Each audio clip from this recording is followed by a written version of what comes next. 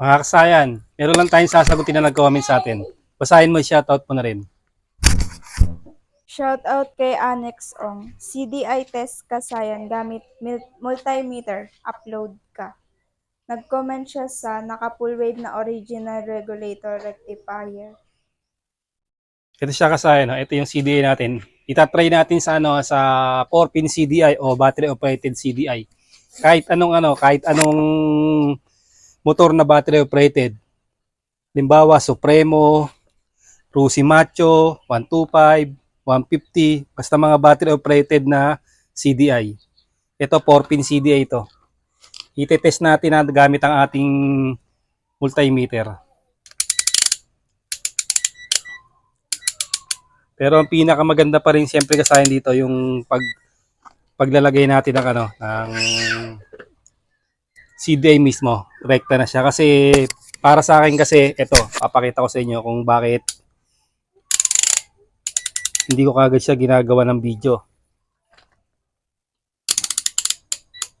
Ngayon ko lang siya nagawan kasi hindi ako convincing sa gantong pag-test. Hindi ako kumbinsido. Pero ipapakita ko sa inyo para magkaroon kayo ng idea. Tetest natin siya kasay na. Ito ang pag-test nito kung may sira. Halimbawa ilalagay natin sa continuity. Yan siya ha. Dapat walang tutunog sa kanya kahit sa lagay natin sa negative.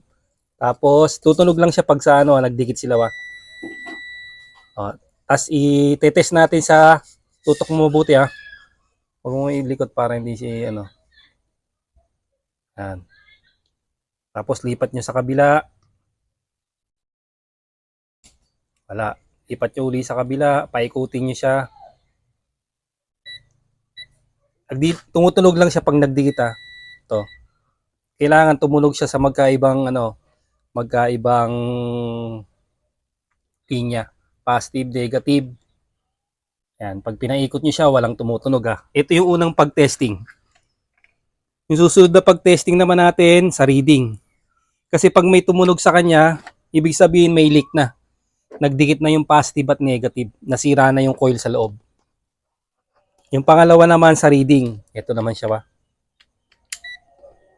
At isang maigsing lang. Para sa 4P na to. Ganito lagi ang forma pagka iyan siya wa, pagka yung iwa-wiring nyo. Itong nasa may kaliwa, ito yung palatandaan yung kuntil na to. Ito yung kaliwa, ito yung kanan. Ito yung pulser ground, ignition coil, 12 volts. Kasaya na, ganito lang yung niyan ha. Pulser ground, ignition coil, 12 volts. Para pag wiring nyo, kahit anong wire nakalagay dyan, ang pinaka-importante, kabisado nyo. Kung stock naman, color coding, kabisado nyo, pwede rin yun. Kung hindi naman stock wire harness, mas magandang kabisado nyo to. Magkatapat lang naman, pulser ground, ignition coil, tsaka 12 volts. Basta yung 4-pin CDI, lipan, liwa, mokoto, pati yung mga jantel na CDI. Ito siya kasaya, no? Yung unang pagtetest natin ha, pangalawa tayo, lipat tayo sa may reading. Ito. Pansinin nyo ha. Etong na to, dapat may reading siya ha. Negative at yung positive. Pansinin nyo. Walang reading. Walang reading siyang kasayan ha. Yan, walang reading. Susunod.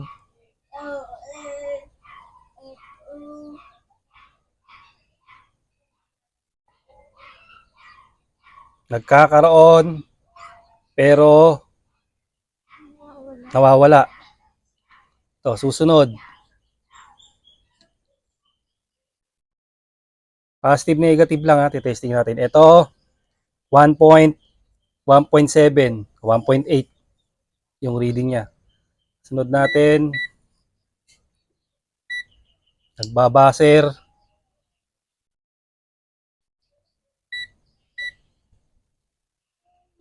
0.110. May reading siya pero mababa. Pero siya nagbaser siya wa. Lagyan natin nga sa continuity kung magbabaser siya. Kasi kung magbabaser siya, sira siya. Oh, wala. Ibig sabihin, meron siyang leak. Yun. May reading siya na 157. Ayun siya, may reading siya, 157. At tinuloy ko magbabaser, nawala na yung baser niya, 157 na. Kabila, wala. Dito, ganun din naman. Ganun din naman yung pagtitest. Lalagay nyo lang sa negative. Tapos, tusukin nyo lang din yung yung dito. Kaya siya tumutunog pag nadikit lang siya rito, Pero pagka sa iba, hindi naman siya tumutunog. Ayan, tingnan natin sa may positive kung magkakaroon siya ng Marami na tayong tinest niyan kasaya na na mga CDI. Ang tutok mo, wala ka sa focus. Ito ngayon, titesting natin to, Itong wala. Nahin natin yan.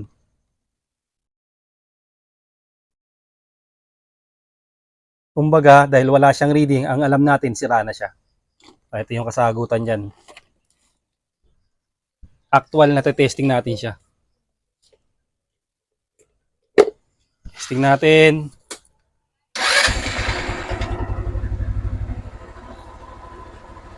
Kasi marami tayong CDI na tinitesting Pero na natin na hindi naman siya accurate.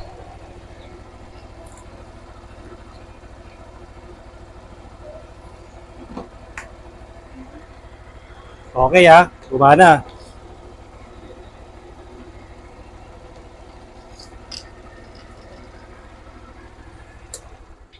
Ito namang kasunod. Yung kasunod niya ay babibrate, umuusog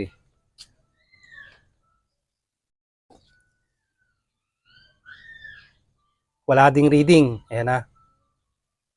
Ayan, pare silang walang reading.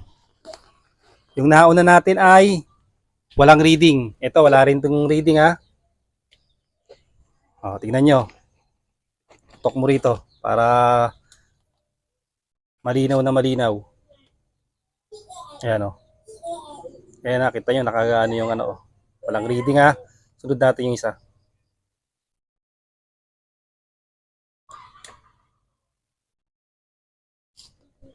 Meron na siya ngayon.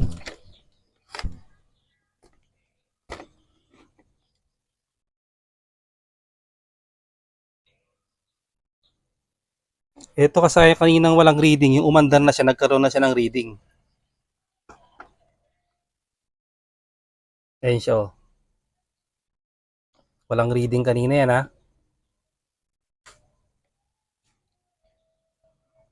ngayon, ito naman. Ito naman yung walang reading na testing natin. Ayan Tinesting natin kanina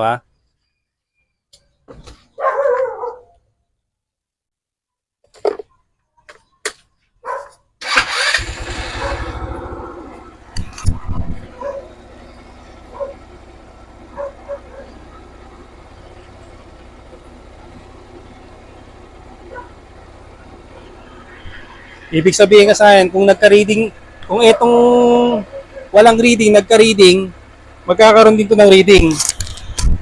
Dahil umandar na siya.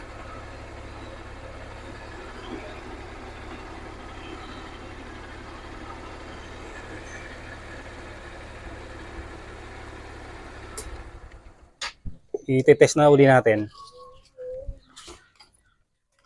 Yung kaninang walang reading, yung pinandar natin, nagka-reading.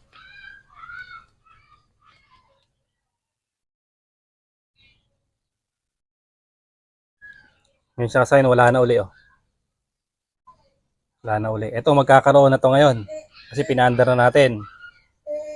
Ayan.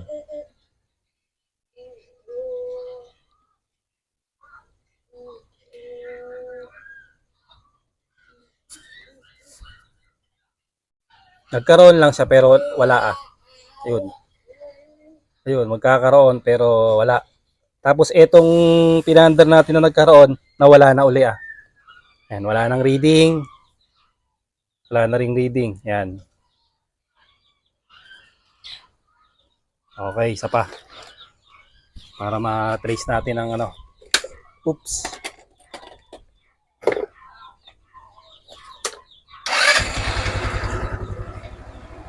Ito hindi siya sumilip lang yung reading niya, Sumilip lang yung reading. Ito yung walang reading kanina, nagka-reading. Magkaka-reading na naman to. Kasi pinaandar natin. Kaninang reading niya ay 1.8.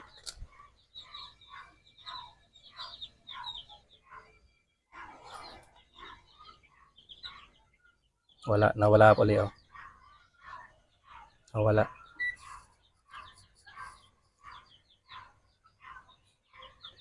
Yan, pulser, sa pulser siya meron.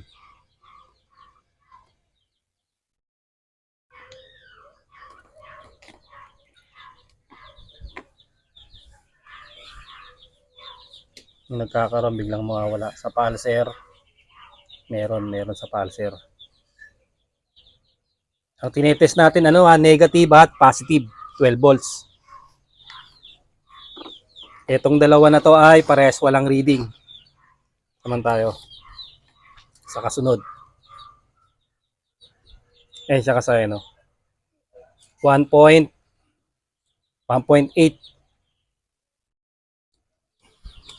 1.8 naman yung testing natin.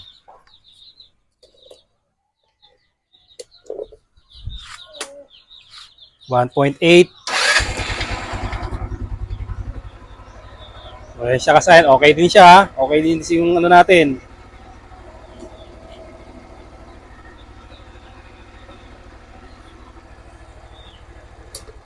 Ito pag ano pa lang natin, may reading na siya. May reading na kagad siya. Pagtanggal natin, may reading pa rin. Balikan natin yung dalawa. Magkakaroon, wala. Nagka 1.8, wala na. Nagkaroon lang ng konti. Tapos, dito na tayo. Ito, ang reading niya ay point.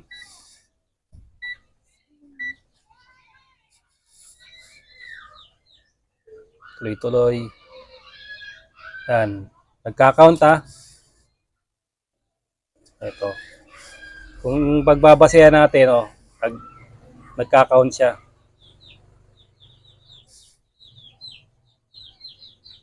Hindi stable. Ibig sabihin, maaaring ito ang may problema kasi hindi stable yung ano niya. May reading siyang mababa tapos hindi stable.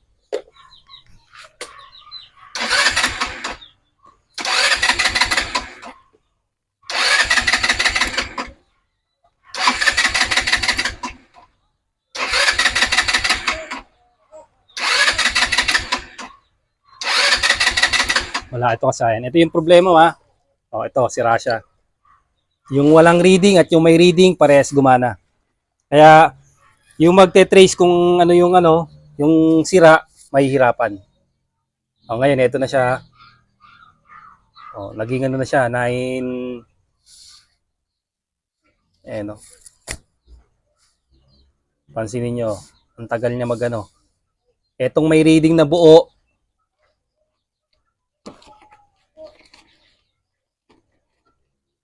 ito na yung si Jantel, ito. Etong may reading na to, pag test pa lang natin, ganun din, nag-ano rin siya. Pero mataas yung ano niya, 1.8. Tapos, pag ito na natin, 1.8.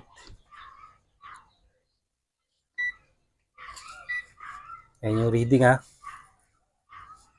Okay. Ito, may reading siya pero sira na siya. Ayaw niya talagang umano. Isa pa.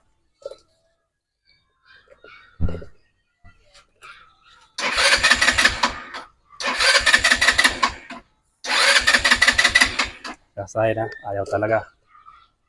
May reading siya pero sira Pero pag tinignan natin kung may leak, ito gamitin naman natin yung continuity. Dapat yan, kung sigurado tong sira, dapat may leak yung kadalasan na nangyayari. Tutunog siya, magbabaser. Ayan. Okay. Ito. Ito.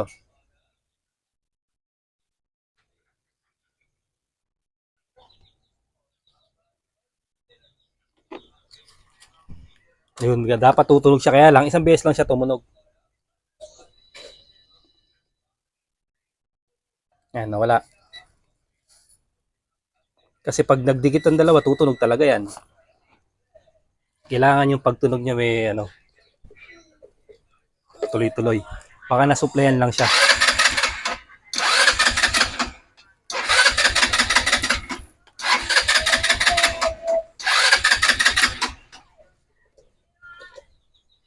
Ito, continuity tayo ha. Magbabaser dapat siya ha. Tapos hindi dapat siya madidikit dito sa kabila. Kasi pag nadikit, talaga magbabaser yan. Dito lagay ko sa siya ha. Siya kasayan. Ayun, okay na. Ganyan. Tuloy-tuloy dapat yung buzzer niyan. Itong may reading na to ay tumaas na yung reading niya oh. Tapos nawala. Sira na to. Ito yung sira. Tapos kaya din natin nalaman na sira. Actual test na tinesting natin. Oh, itong may reading at walang reading parehas gumana. Ano yung pagbabasihan natin ngayon?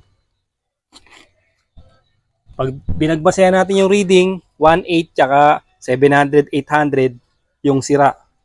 Tapos magbabaser siya. Kasi itong isa, 158. Bumababa naman siya, hindi siya pataas sa pababa. Oh.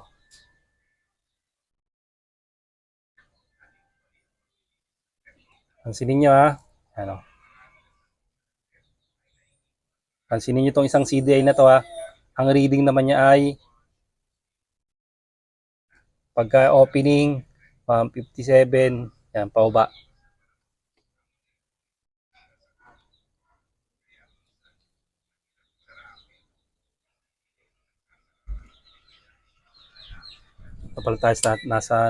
Nasa continuity. Ito pala yung reading niya, 0.110. 0.110 tayo ha.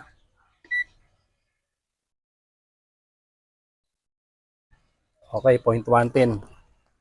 Testing natin si 0.110.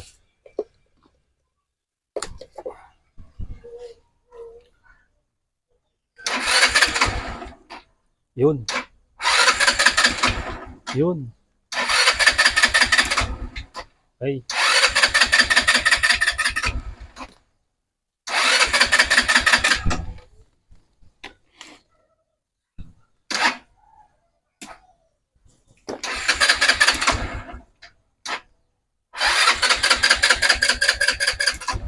Ayan siya kasaya na medyo gumagana lang siya ng konti. Parang mabubuhay lang siya. Kung titingnan mo, kala mo aandar na siya. Ayan yung reading niya, 0.77. Continuity natin, kung tutunog siya, magbabaser. Kung may leak na,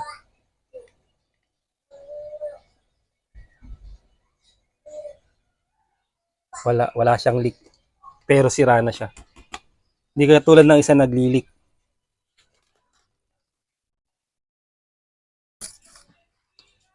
Bale kung pagbabasehan natin yung reading, mahirapan tayong makuha yung ano. Dahil pag walang reading, ang isipin natin, sira na siya. Bali yung naging reading ng 1.8, okay. At yung walang reading, okay din. Ito yung dalawa. Test. Dito tayo sa dalawa na to.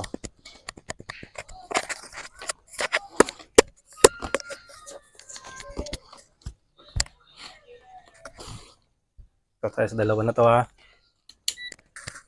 Saan tayo? Sa may isang tunog lang. Ay, isang tunog lang. Pag dito kasi sa continuity, tutunog yan tuloy-tuloy. Sa diode sign kasi, pang isa lang beses magbabaser. Kaya dito tayo magkukuha ng reading. Ayan. Yung reading natin.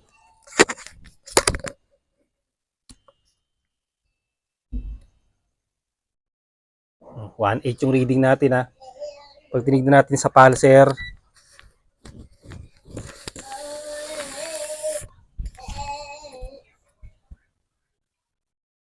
wala. 1.8 reading ha. Yan, tingnan nyo ha.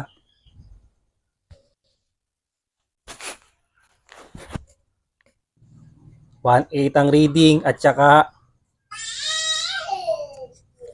walang reading. 1.8 ang reading tsaka walang reading pero buo. Parehas okay.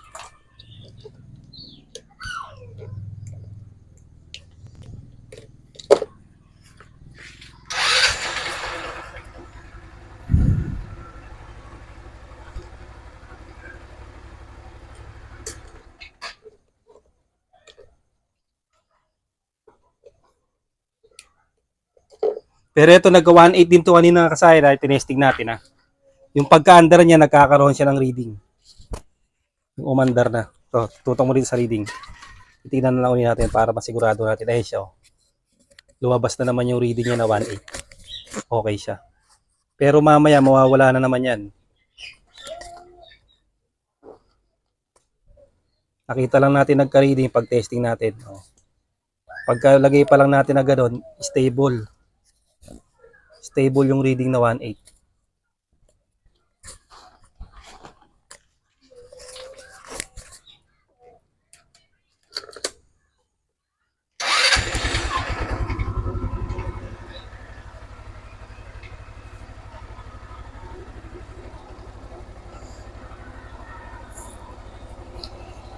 Bali dito kasi magkakaroon kayo ng idea.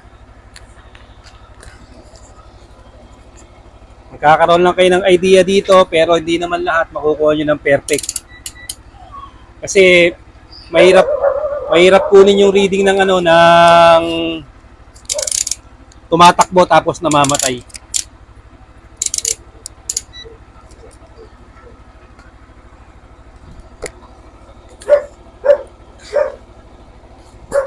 So,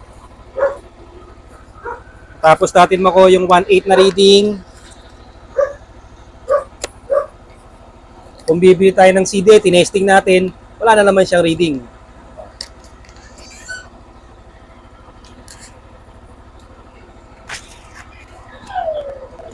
Bali kasi pagdating sa CDI, pag ito yung pang-test natin, hindi siya accurate. Hindi accurate na pang-test kasi pabago-bago yung ano niya, yung reading. Ganun lang kasi yung pag-test natin ng CDI, iba pa rin yung ite-testing natin ng rekta. Pero kung obserbahan nyo, makakatulong naman din siya. Kung pagbabasihan nyo yung bawat isa, kagaya ng mababang reading, mababa yung reading niya, hindi siya gumana. Yung dalawa sira. Yung dalawang CDI sira, pero may reading siya. Hindi siya gumana. Tapos yung isa, nagbaser sa continuity. Ibig sabihin talaga may leak na siya. Pero hindi siya nagtutuloy-tuloy, nagbaser lang siya yung pinaandar natin. Pero para sa akin kasi hindi siya accurate.